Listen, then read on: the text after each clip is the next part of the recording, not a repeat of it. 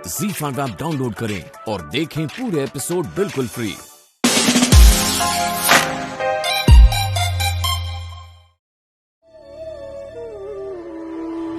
उसको तो आपने नहीं समझा, इसलिए अब कोई किसी को ना ही समझे तो अच्छा है। इसकी समझ में जो आता है वो वैसा करे।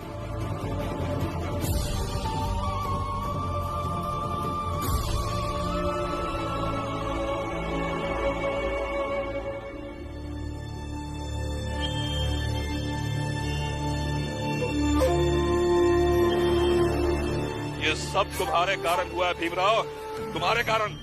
क्या? अब जाइए जाइए हमारी चाल से। मजाक बना लिया है। घटना आपके घर की, घटना करने वाले आपके घर के, और कारण मेरे पति बन जाते।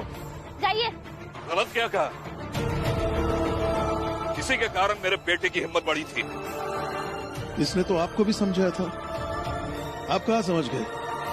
जाइए जाइए, हमारी चाल से निकल जाइए और दोबारा कभी मत आइए। देख क्या रहे, जाइए जाइए।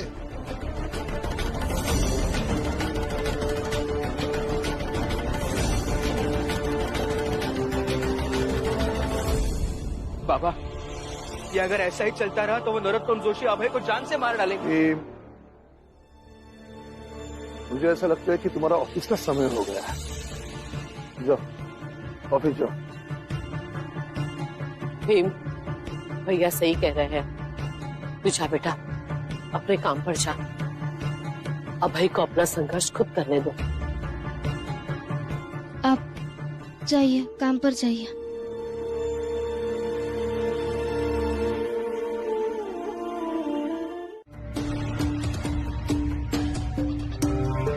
ये कपड़ा तू फैक्ट्री के मालिक का है और ये लोहा नहीं किया है। ए फुलिया, फुलिया, अरे ये कहा है? अरे दिमाग नहीं चला था क्या तुम्हारा? ये कपड़ा आज पहुंचावे का रहा ना, और ये लोहा तक नहीं करी है। तो ठीक है, काहे गुस्सा कर रहे हो? अब ही कर देते हैं, लोहा भी गर्म है। कल दे दोगे कपड़ा ना तो कोई पहाड़ नहीं टूट पड़ी। मालिक ने जान नहीं ले ली है। समझा रहे हैं तो समझ नहीं आ रहा। अरे दो ही थप्पड़ दिया तो दिमाग सही हो जाएगा। जल्दी से कर लोहा कर और भीतर आ जा। हर पैर दबा, बहुत दर्द कर रहा है। चल हट। काम धाम करे का नहीं है।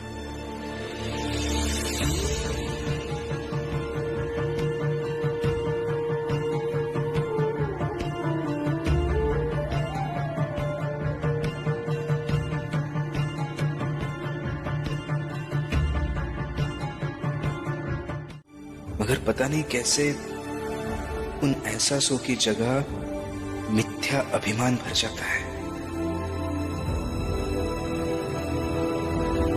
और दूसरों को सहारा देने के बजाय उसे गड्ढे में फेंक देते हैं। बाबा, रमा, वकील सर सब सही कहते हैं। मैं अकेला कितनों की मदद कर पाऊंगा? और आज वकील सर ने तो कहा कि मेरे हाथ शिल्पकार की तरह है, तो मुझे एक मजबूत हथियार बनाना होगा जिसका इस्तेमाल हर कोई कर सके और उस हथियार से हर कोई अपनी रक्षा कर सके। पता नहीं कभी बना पाऊंगा ऐसा हथियार या नहीं, लेकिन कोशिश तो करूंगा, जरूर करूंगा।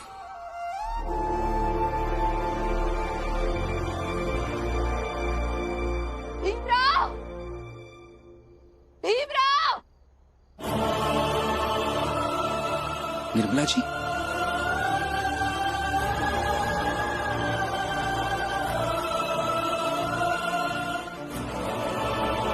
निर्मला जी, क्या हुआ? वो भीमराव मुझे बचा लो। वो मेरे घर वाले, वो मुझे मिट्टी में जिंदा गाड़ रहे थे। क्या? शांत हो जाइए निर्मला जी। आपको कुछ नहीं होगा, शांत हो जाइए। भीमराव, ये हमारे घर का मामला है, तुम बीच में मत आओ।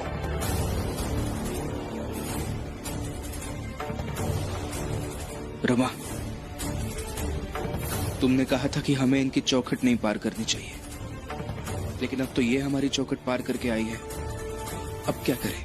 मैं बताता हूँ। मैडम चल घर। रुकिए,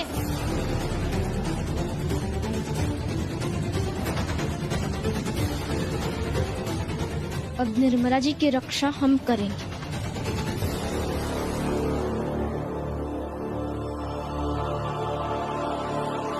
फिर चाहे कोई कुछ भी कर ले।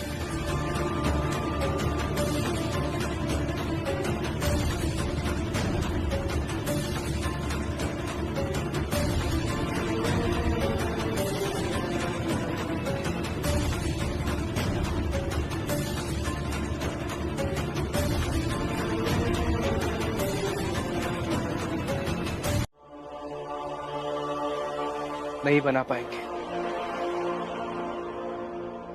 क्योंकि जिन मुश्किलों से हम हर रोज गुजरते हैं ना, ऐसे नरक की आप कल्पना तक नहीं कर सकते।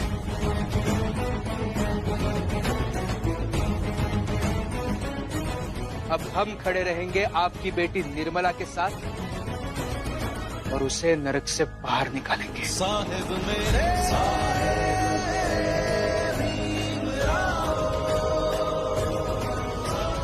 जाइए, आप यहाँ से जाइए, सब लोग यहाँ से। भीमराव जाएंगे जाएंगे, लेकिन आज यहाँ से फैसला करके।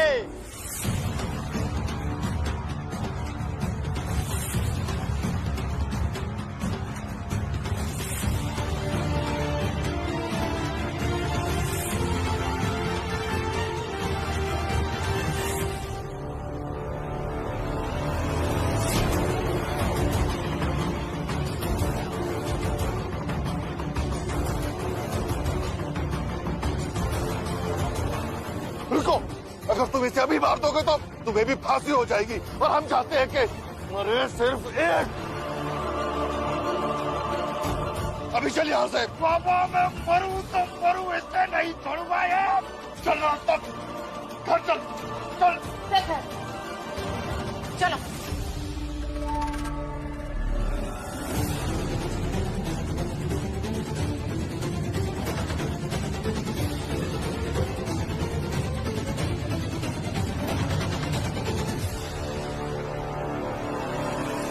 अगर 3 दिनों में पैसे वापस नहीं आए तो दिन के उजाले में सबके सामने यहाँ से घसीटते हुए ले जाएंगे, समझा? जी मालिक। जा।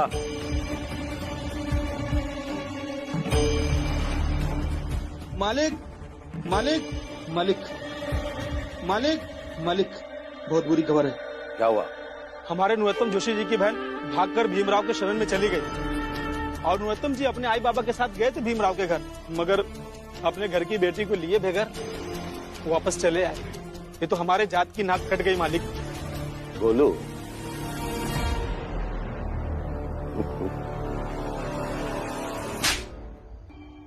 बेवकूफ, ये बुरी नहीं बल्कि बहुत अच्छी और सही खबर है, मगर तेरे जैसे मंद बुद्धि की समझ में नहीं आएगी।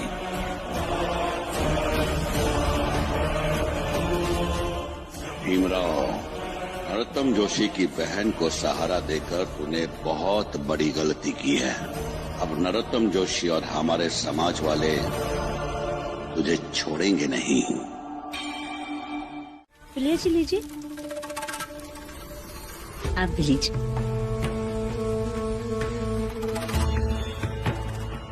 अरे वाह जीजा भाई, आज हम सबके लाने चाय हैं? वो हिया, क्या बात है। आप भीम और रमा से डरती हैं, ये हम नहीं मान सकते। जनार्दन, अरे जीजा भाई तो अपनी पति राम जी से नहीं डरती, तो फिर ये भीम और रमा क्या चीज है? जीजा भाई जरूर कुछ सोच करके हम सबको यहाँ बुलाई होगी। हाँ तो जीजा भाई क्या सोचा है तुमने, बताओ। भैया, अभी मैंने सगुना भाई और जीजा भाई को बात करते हुए सुना, मुझे सही नहीं लग रहा है। जीजा भाई के दिमाग में कुछ तो चल रहा है जो नक्की गलती है। वो अभी पूरे चाल वालों के लिए चाय बनाकर लेकर गई है बाहर। चल जाकर पूछते हैं अब कौन सा नया खेल खेलने जा रही है। चल। सही है, अब हम सब इसकी घोषणा अभी यही करेंगे। और जीजा भाई, हम सब आपको विजयी बनाएंगे और वो भीम वहाँ हारा हुआ खड़ा ही रहेगा। और हारा हुआ भीम कितना अच्छा लगेगा है? चलो तो फिर हम सब घोषणा करते हैं, अब इंतजार करेगा इस बात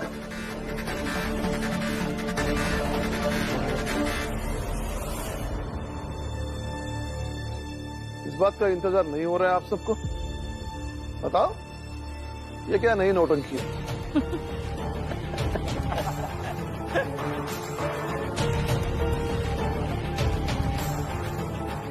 रीजा भाई, ये क्या नया नाटक है?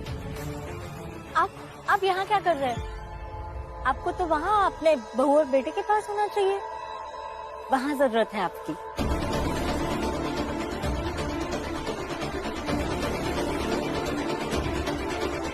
क्या चाय पियेंगे?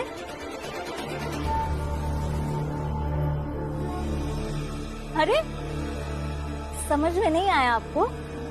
आप जाइए, आपके बेटे और बहू के पास जाइए, उन्हें जरूरत है आपकी। आप भी ना बार बार अपना कर्तव्य भूल जाते हैं।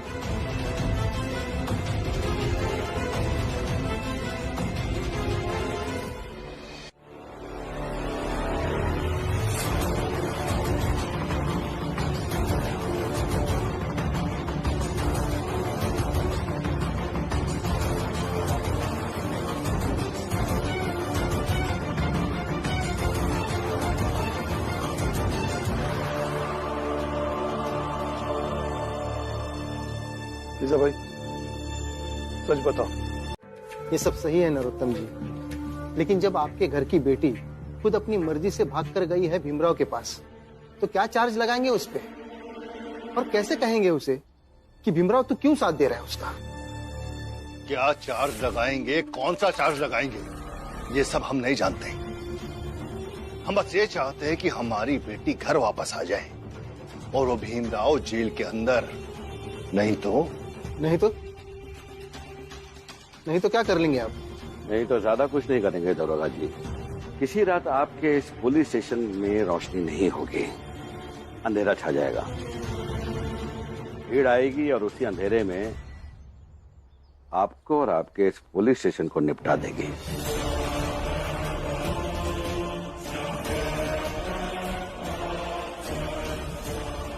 दरोगा जी, हम समाज चलाने वाले लोग हैं और ये पुलिस स्टेशन उसी समाज के अंदर आता है। और आप ही क्यों, आपका परिवार भी तो इसी समाज में है ना, तो कितना समय लगेगा उन्हें ढूंढने में दरोगा जी?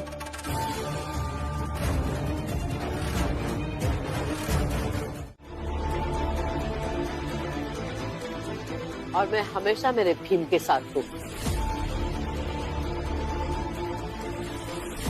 अरे तुम सब पागल हो गए हो क्या, जो भीमराव के साथ खड़े रहोगे?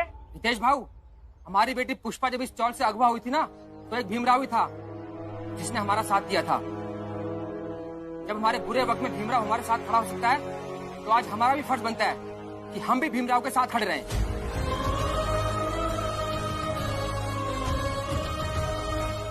सही कहा मनोहर भाऊ और रितेश भाऊ, क्यों ना हम भीम के साथ खड़े हों। जब भी हम चाल वालों पे कोई भी मुसीबत आई है, तो भीम हमारे साथ हमेशा खड़ा हुआ है। चाहे वो हमारी दुकानें जब तोड़ी गई या हमें जब चाल से बाहर निकाला गया, भीम हमारे साथ हमेशा खड़ा था। इसलिए मैं भी भीम के साथ खड़ा हूँ।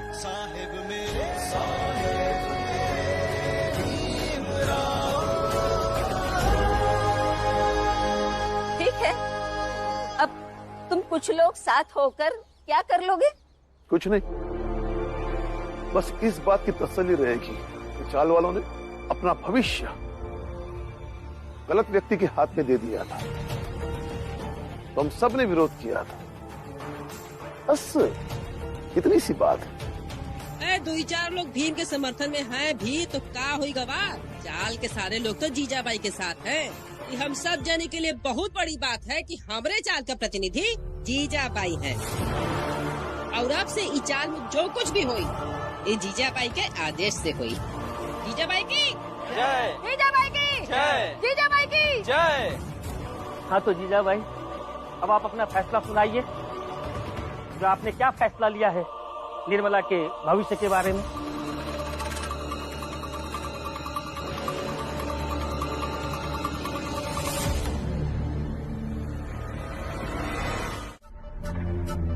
बहुत साल बाद तुमने मुझे खुशी दी है।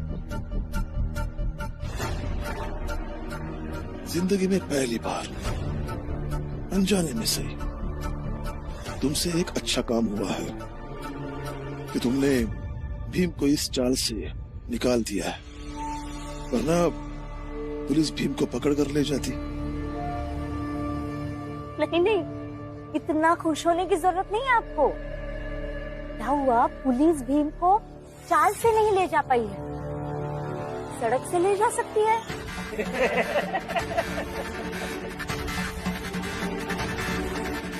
इस बार आपके लाडले बेटे ने नरोत्तम जोशी से कुछ ज्यादा ही बड़ा पंगा ले लिया है। इस बार मामला उसकी बहन का है। दामाद जी, ये बात कुछ हजम नहीं हुई, क्योंकि लोग कहते हैं जिसकी परवरिश अच्छी हो उसके पीछे पुलिस नहीं लगती। तो इसे मैं क्या समझूं? भाभी जी आप चिंता मत कीजिए, मैंने भीम को वही परवरिश दी है जो अपने जात के योद्धा को देनी चाहिए, और मुझे पूरा विश्वास है भीम यहाँ लौट कर आएगा और विजयी होकर आएगा। आप सब लोग देख लीजिए। और हाँ, आपको जो सोचना है समझना है समझ लीजिए।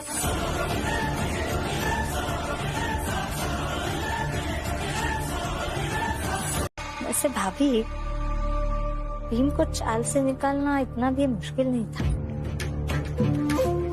अरे इतने सालों तक तुम कमजोर बनी थी, पर अब तुम ताकतवर बन गई हो। तो देख, सब तेरे पक्ष में है, सब तेरे हिसाब से है। जीजाबाई, यही तेवर बनाए रखना, और फिर बची हुई जिंदगी में भीम कभी ना उलझेगा, ना ही कभी मुसीबत बनेगा। इस बार तो भीम सिर्फ चाल छोड़कर गया है, लेकिन उसे वापस नहीं आने दूंगी मैं भाभी। क्या भीम भाऊ और रमा चाल छोड़कर गए? लक्ष्मी कब आई? हाँ, दोनों चाल छोड़कर गए हैं। अच्छा, तुम ये बताओ, आनंद कैसा है? लेकिन अचानक से ऐसा क्या हुआ, क्यों गए वो दोनों? आनंद कैसा है लक्ष्मी? ये पूछा है ना, तो वो बताओ।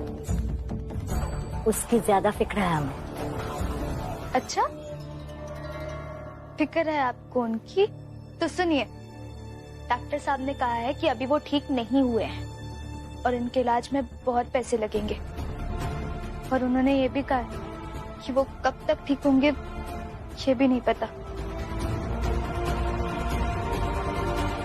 बता दिया मैंने, अब आप दोनों बताइए कि भीम भाऊ और रमा कहाँ गए और क्यों गए? जीजाबाई, जाकर पैसे ले आओ।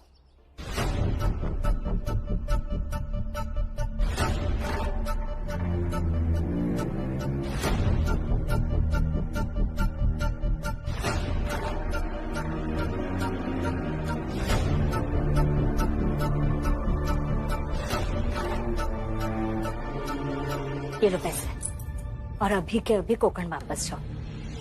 पहले आनंद का इलाज कराओ। और हाँ लक्ष्मी, भीम और रमा कहाँ गए, क्यों गए, इससे ज्यादा जरूरी है तुम्हारा पति।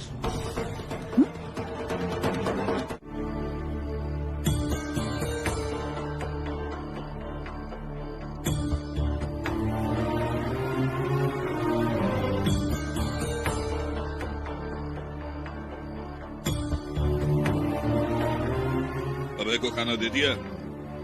दे तो दिया है खिड़की से, पर पता नहीं खाएगा या नहीं। निर्मला जी का ससुराल यही है ना? तू? जी नमस्ते।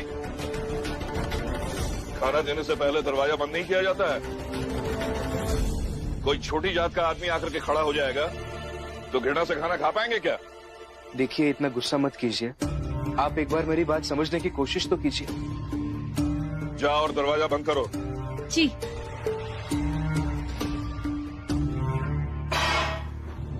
नहीं खाना है मुझे, पहले मुझे यहाँ से बाहर निकालो। बेकार है खाना तो इस तरह से मर जाएगा, लेकिन तुझे उस कमरे से बाहर नहीं निकालेंगे। अभय जी, वो मनहूस निर्मला मेरे एक बेटे को तो खा गई, लगता है इससे भी मार कर ही दम लेगी। वो खा गई? निर्मला जी ने सब सच बताया है मुझे। निर्मला जी ही थी जो अपने पति की जान बचाने की पूरी कोशिश कर रही थी। आपने तो आपके बेटे की बीमारी को गंभीरता से लिया नहीं, तो आखिर में निर्मला जी ही थी जो उन्हें अस्पताल में लेके गई और वहां पे उनका देहांत हो गया। देखिए, अभी भी आपके पास मौका है, आपके दूसरे बेटे की जान बचाइए। इस तरह से अभय जी रोज रोज खाना फेंकते रहे तो इनकी भी जान चली जाएगी। फिर ना तो आपको यह आवाज सुनाई देगी और ना ही आप लोग कुछ कर पाएंगे।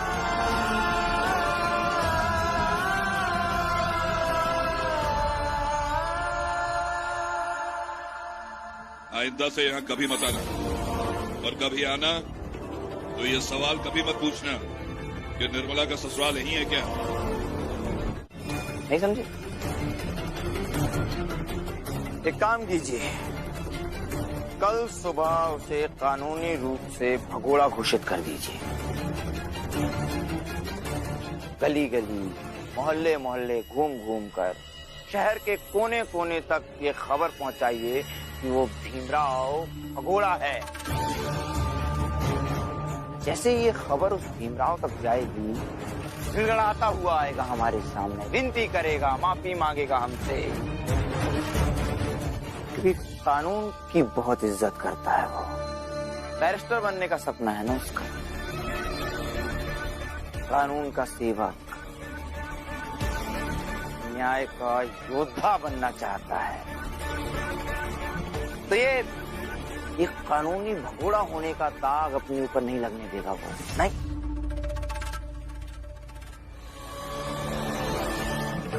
आज तक ये कानून उसकी ढाल था,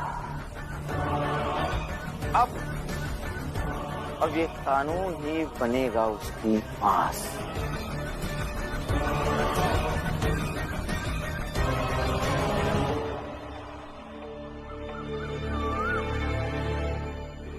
सुनो सुनो सुनो, ये भीमराव नाम का शख्स कानून का भगोड़ा है।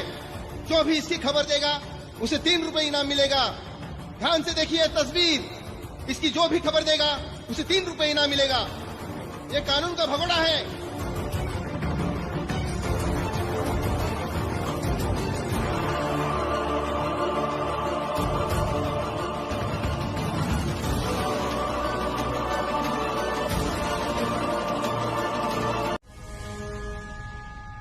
यहां इसी जगह मैंने भीम को समझाया था, उससे कहा था अगर तुम जीवन में आगे बढ़ोगे तो दुश्मन तो बनेंगे ही ना।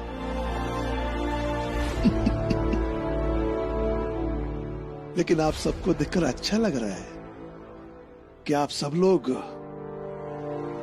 इतनी तत्परता से मेरे बेटे को ढूंढ रहे हैं। आपकी बेचैनी मुझे अच्छी लग रही है। ये चाय के लिए दूध लेकर जा रहा था, लेकिन आज चाय थोड़ी मीठी ही पीऊंगा। राम जी, तेरे बेटे की लाश के टुकड़े करके तेरे पास भेजूंगा मैं। कुछ नहीं कर पाएंगे आप लोग, कुछ नहीं। माओ से लेकर सातारा तक और सातारा से लेकर बंबई तक सालों से आप जैसे लोग कुछ नहीं कर पाए। और जितनी नफरत ईर्ष्या भीम के प्रति करते हैं, उससे कई ज्यादा लोग भीम को दुआ देते हैं। ये क्या कर रही हो तुम? निर्मला जी, आप अंदर चलिए। आप भी अंदर रुको, चलिए। मुझे उनके पास जाना होगा। क्या? मुझे उन लोगों के सामने जाना होगा। लेकिन क्यों? क्यों? तुमने सुना नहीं उन्होंने क्या कहा? गौर से सुनो। भीमराव नाम का एक शख्स कानून का भगोड़ा है। जो भी उसकी खबर देगा उसे 3 रुपए इनाम मिलेगा। सुना? कानूनी भगोड़ा कह रहे हैं वो मुझे। तो रमा, मुझे बताओ, मेरी ये लड़ाई, मेरा ये संघर्ष, ये सब किस लिए है? ये सब मैं कानून के लिए कर रहा हूँ, न्याय के लिए कर रहा हूँ। मुझे आगे जाकर कानून का सिपाही बनना है, बैरिस्टर बनने का सपना है मेरा। कानून और न्याय, ये 2 चीजें जिंदगी से भी बड़ी है मेरे लिए। देखिए तस्वीर, इसकी जो भी खबर देगा उसे 3 रुपए। और ये लोग मुझे कानून का भगोड़ा कहते हैं? कैसे सुन सकता हूँ मैं? वो आपको पकड़ने के लिए ये सब कर रहे हैं, और वो जो आपको ढूंढ रहे हैं वो कौन से कानून के रखवाले हैं? ये सब मैं नहीं जानता, मुझे उनके सामने जाना होगा बस। ये क्या जिद है आपकी? जिद नहीं है रमा, मजबूरी है मेरी। अगर यही बात है तो ठीक है, मैं भी चलती हूँ। जो होगा सब मिलकर देखेंगे। नहीं निर्मला जी, आप यही रुकिए, रमा आपका ख्याल रखेगी। और रमा, तुम्हें अगर जरा सा भी विश्वास है मुझ पर तो मत रोको, जाने दो मुझे।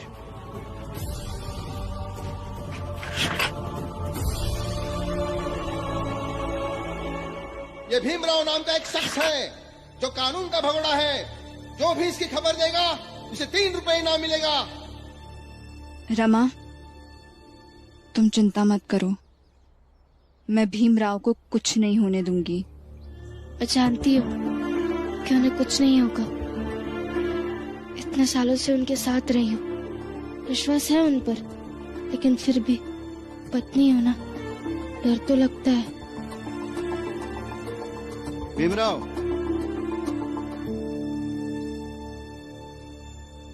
कहाँ जा रहे हो? वो खुद को कानून के हवाले करने जा रहा हूँ सर। क्यों?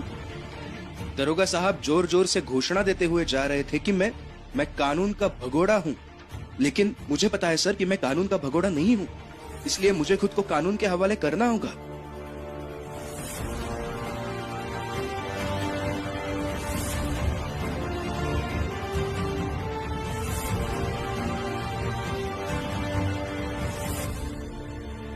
भीमराव, कानून भावनाओं से नहीं चलता है, बल्कि कानून नियम, गवाह, सबूत, जिरह, अदालत के फैसलों से चलता है। लोग क्या कहते हैं और तुम खुद को क्या समझते हो?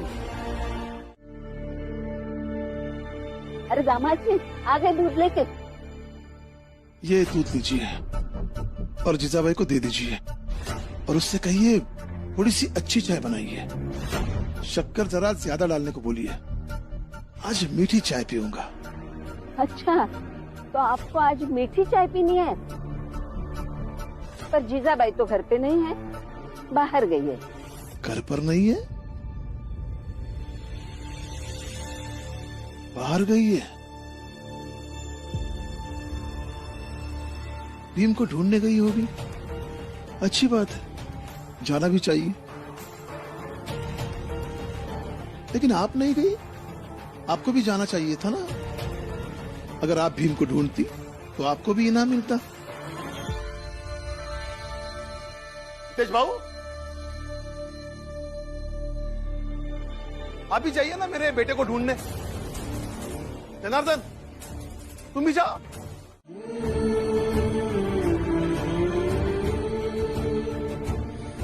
बहुत बड़ी गलती हुई मुझसे। दरोगा की आवाज सुनकर निर्मला जी को यहाँ छोड़कर जाने का फैसला नहीं करना चाहिए था। तो यही तो रमा भी आपको समझा रही थी, पर आपने सुनी नहीं। और फिर जब वकील साहब ने आपसे आकर कहा तो आप मान गए।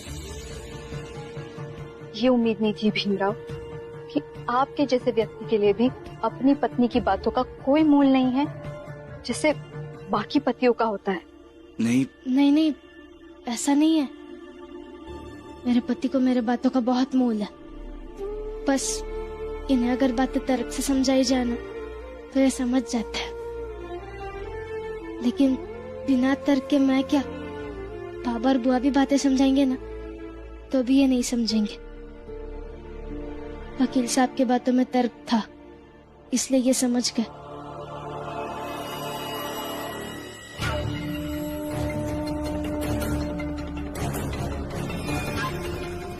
यहाँ छुपे हैं ये सब। अब मैं बताऊंगा कि भीमराव कहाँ है।